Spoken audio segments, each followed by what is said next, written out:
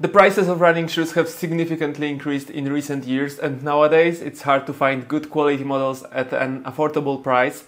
What can be done in such a situation? One solution is to hunt for sales, and I highly recommend this option.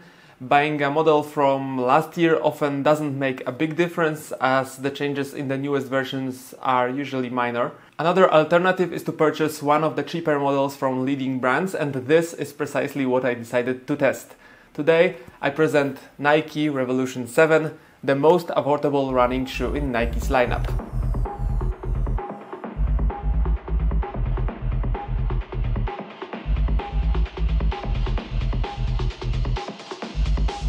Hello, I'm Michał, an amateur runner interested in running shoes. On this channel I review equipment, shoes and discuss various running related topics. If you're curious, feel free to subscribe and leave a comment, it helps me reach new people.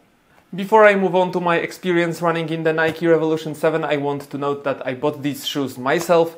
No one has influenced my opinion and no one has seen this material before you.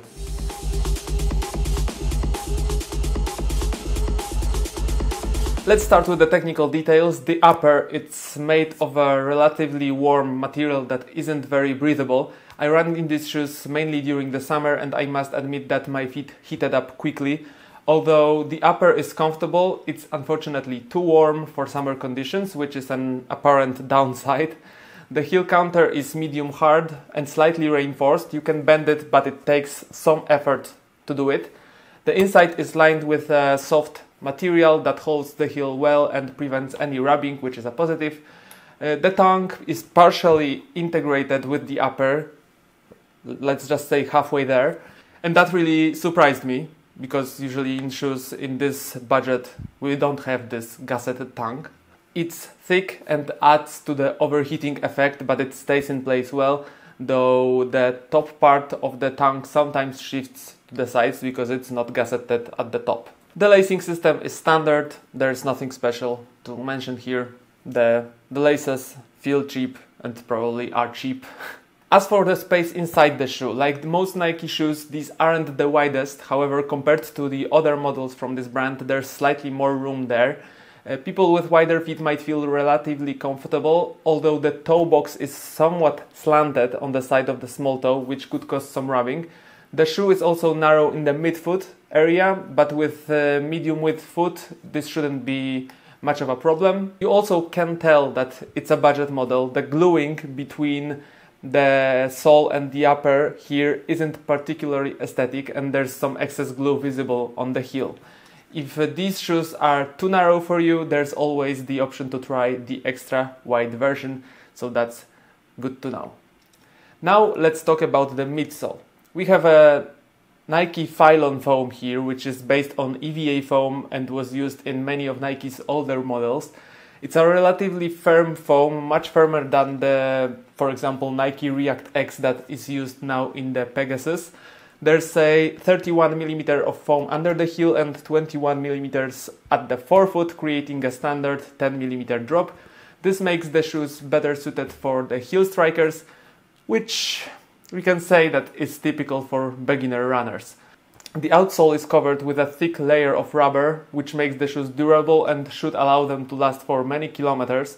The tread pattern is versatile and suitable for both asphalt and park paths. However, there is a section of exposed foam here that could be prone to damage on rocky trails, so that's something to watch out for. These shoes weigh 297 grams in size 45 EU, which is quite good for this price range. The Pegasus in the same size is 30 grams heavier, which is somewhat surprising since cheaper shoes are usually heavier, but here we have the other way around. But yeah, that's how it looks like.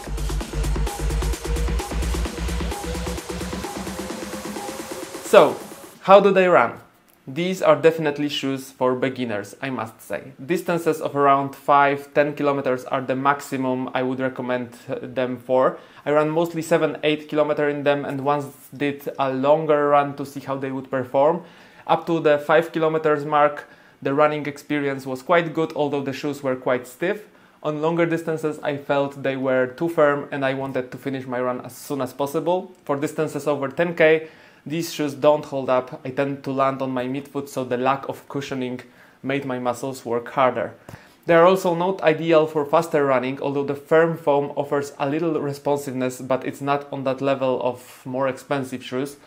If you're doing intervals at a pace of 5-5:30 minutes per kilometer, it won't be too bad, but for faster runs, these shoes aren't designed for speed work.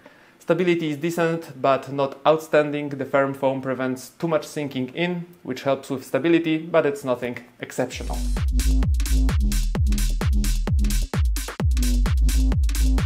And to quickly summarize, the Nike Revolution 7 is a shoe for beginner runners who don't want to spend too much money. They work well for short runs, but I wouldn't recommend them for longer distances. They're firm, too warm for summer, but durable thanks to the thick rubber on the outsole. The official price is 65 euros, and it's too high in my opinion. Looking for what they offer, it's better to look for deals on models like the Nike Pegasus or Nike Winslow. However, if you find the Revolution 7 on sale for 50 euros or less, they might be worth considering. But I must emphasize this, only for beginner runners. Thanks for watching. Let me know in the comments what do you think on these shoes, and I will see you in the next video. Take care.